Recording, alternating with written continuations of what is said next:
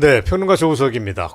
국민의힘당이 참패를 하고 더불어민주당이 압승을 하는 걸로 마무리된 이번 총선 결과는 참으로 곤혹스럽습니다. 거듭 생각해봐도 얼떨떨하기 짝이 없습니다. 이건 기존의 여소야대의 구조가 단순 반복되는 그런 과정이 아닙니다. 민주당을 포함한 범야권 192석이 뭉치면 정말 못할 일이 없습니다. 1930년대 독일 나치와 같이 합법적 전체주의 체제로 나갈 수도 있습니다. 며칠 전에 자유일보에서 그 점을 크게 부각을 했지만 그게 맞습니다.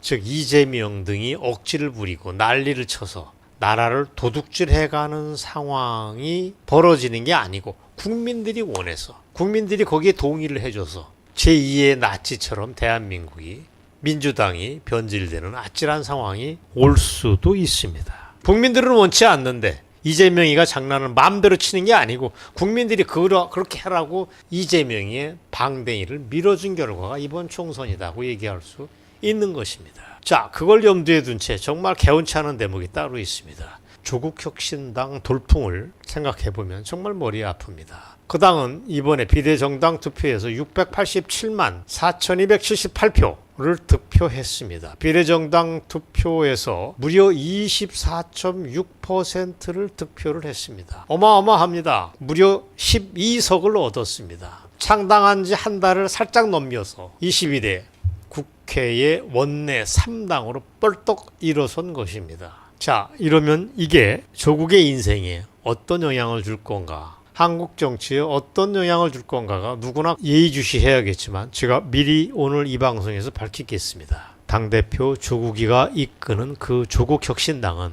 아마도 우리 헌정사에서 굉장히 불길한 요소의 등장이라고 저는 예견을 합니다. 앞으로 1, 2년 사이에 두 가지 사태가 조국혁신당을 매개고리로 해서 전개될 것입니다. 두 가지라고 말씀드렸습니다. 첫 번째는 윤석열 대통령 탄핵입니다. 민주당은 반발짝 뒤에서 걸어오지만 앞서서 이끄는 예인선 역할은 조국혁신당의 조국이가 먼저 할 것이라고 저는 봅니다. 그 다음에 이걸로 끝나지 않고 개헌을 통한 체제 변경까지도 치달을 것입니다. 이 두 가지가 앞으로 대한민국의 머리를 짓누르는 상황이 될 것입니다. 이미 윤석열 대통령 탄핵은 현실이 됐습니다. 그리고 개헌은 어떻게 될 것이냐. 문재인 시절에 쟤네들이 시도했다가 접었던 게 있습니다. 그 개헌 공작. 그러니까 헌법에서 자유민주주의라고 했을 때 자유를 빼버리는, 그리고 그냥 민주주의라고 하는, 그래서 인민민주주의로 달려가는 그런 아주 어마어마하고도 불길한 개헌 공작을 해려다가 쟤네들이 접었는데 그거를 조국혁신당이 새롭게 꺼내서 주도를 할 것입니다.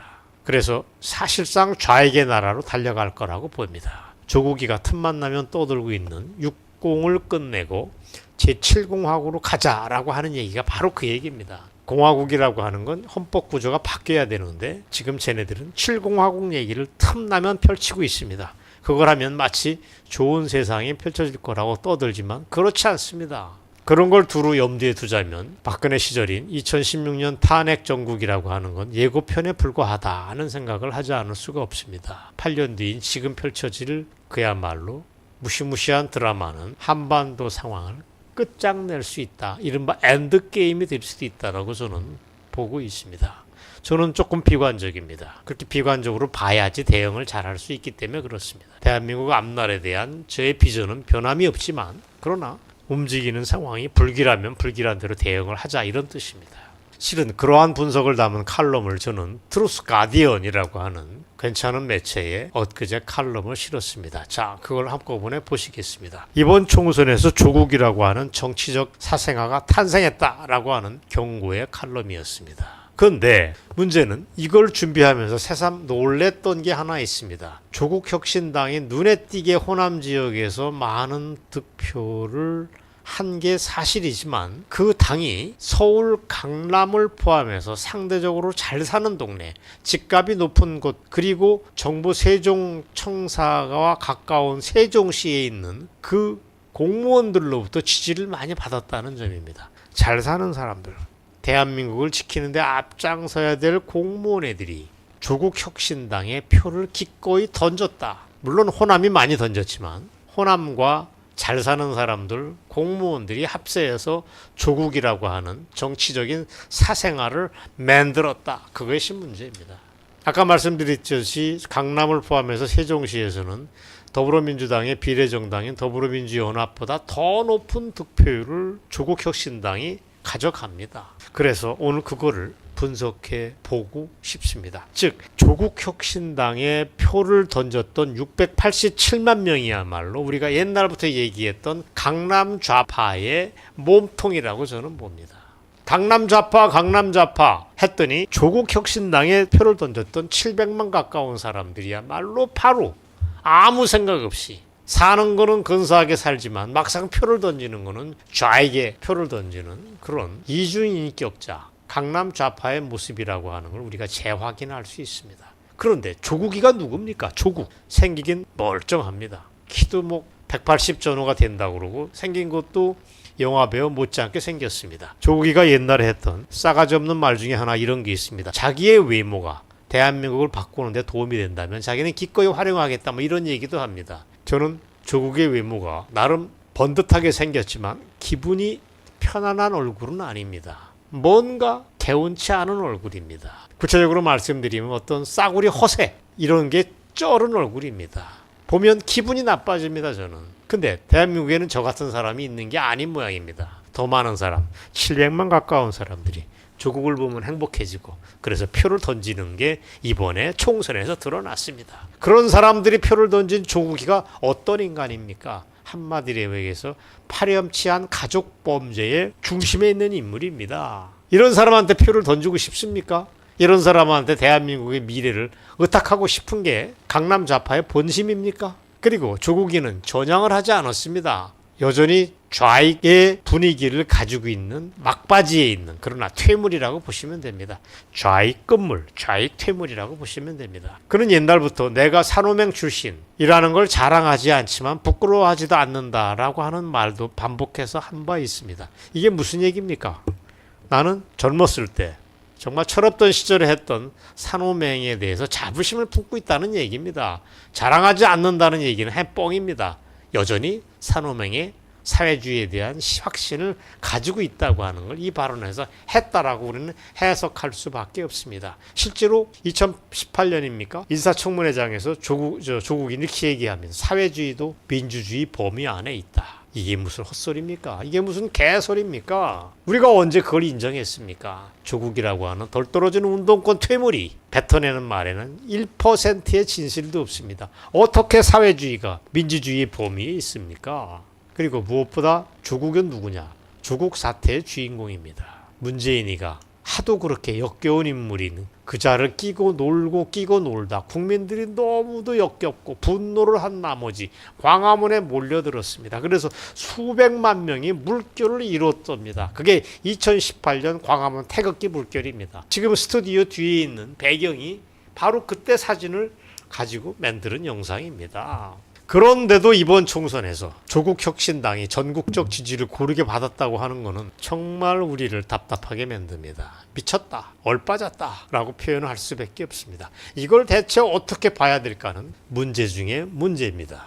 어쨌거나 이번 조국당에 대한 이런 투표를 보면은 이번 기회에 강남 좌파의 실체를 파악할 수 있는 괜찮은 기회가 만들어졌다라고 볼 수도 있습니다. 자, 여러분 구체적으로 득표 현황을 살펴보겠습니다. 호남 지역에서 아까 득표를 많이 했다고 얘기했지만 그건 사실입니다. 사실 조국혁신당은 이번에 지역구는 한 사람도 내보내지 않았습니다. 준비가 안 됐기 때문에 그렇습니다. 그리고 비례대표 후보만 냈습니다. 그 비례정당 전국 득표율은 아까 말씀드린 대로 24.25%나 됩니다. 자, 도표를 지금 보시고 있습니다. 예, 연합뉴스가 만드는 도표입니다. 민주당이 주도해서 만든 비례정당인 더불어민주연합이 받았던 26.69%입니다. 그것보다 살짝 2% 정도 낮지만 거의 대등한 수준이라고 보시면 됩니다.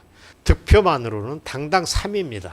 그리고 득표수는 아까 말씀드린 대로 687만 표입니다. 어마어마합니다. 그 표는 굉장한 수치입니다. 자유통일당의 자유마을 가입자들이 700명이라고 우리는 알고 있습니다. 그들이 700명이 모두 이번 총선에서 자유통일당에 대한 비례정당 투표를 할 경우 나올 수 있는 그런 숫자입니다. 물론 우리는 충분히 단결을 못했습니다.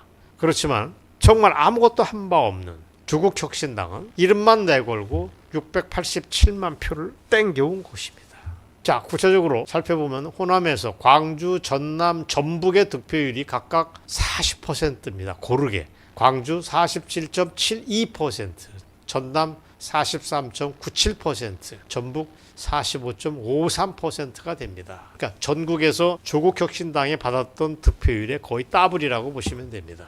호남은 본래 그런 곳이기도 합니다. 근데 평균적으로 30% 득표율에 그쳤던 더불어민주연합보다 훨씬 10%에서 20% 가까이 더 높게 나왔다는 게 저는 정말 어리둥절할 정도입니다. 즉 호남 지역에서도 이 지역구는 이 민주당을 찍었던 사람들이 비례정당은 조국당에다 그냥 몰표를 던졌다라고 보시면 됩니다. 호남 사람들은 그렇게 하는 게 깨어있는 태도, 열려있는 태도다라고 봤을 가능성이 없지 않습니다. 그리고 그게 전부가 아닙니다. 아까 말씀드린 대로 강남구를 비롯해서 잘 사는 사람들, 집값이 높은 사람들, 그리고 공무원들이 몰려있는 집단에서 조국혁신당의 득표율이 눈에 띄게 높습니다. 단적으로 강남구와 서초구 두 곳만 보겠습니다. 강남구에서는 조국혁신당이 19.25%를 얻습니다. 민주연합당이 13.91%를 얻은 것보다 훨씬 높습니다. 서초구도 마찬가지입니다. 조국혁신당이 20%를 살짝 넘어갑니다. 민주연합당보다 5% 이상 높습니다. 즉 조국혁신당이 민주연합보다 각각 높은 득표율을 모두 기록했다는 걸 눈 씻고 다시 봐도 마찬가지입니다. 강남만 그런 게 아닙니다. 학군 좋다고 하는 양천구 목동이나 노원구 중계동에서 비슷한 현상이 또 드러납니다. 제가 정말 놀라는 건 따로 있습니다. 세종시의 개표 결과입니다. 정부 세종청사 인근에 있는 사람들은 굉장히 많은 사람들이 조국혁신당에 표를 던집니다. 체제 수호에 앞장서야 할 공무원들이 정치적 중립이라는 것 뒤에서 조국혁신당에 몰표를 던졌다는 게 이번에 새삼 드러났습니다. 두고두고 연구 대상이다 하는 게 오늘 방송의 핵심입니다. 사실은 제가 강남 좌파를 비난하고자 이 방송을 맺는 건 아닙니다. 저는 그 사람들이 안 됐습니다. 저 사람들이 조국한테 표를 던지지만 중국에서는 부메랑을 맞을 것이 제가 알기 때문에 그렇습니다. 꼭 왜 이런 현상이 벌어졌느냐. 우리가 언론, 문화, 교육이라고 하는 소프트 파워, 즉 문화 권력을 좌빨에게 모두 빼앗겼기 때문에 벌어진 현상이라고 저는 봅니다. 조국이라고 하는 친구한테 표를 던지는 것이 나이스하다라고 하는 잘못된 편견을 심어준 것이 언론이고 교육이고 문화입니다. 거기에 속아 넘어가는 것입니다.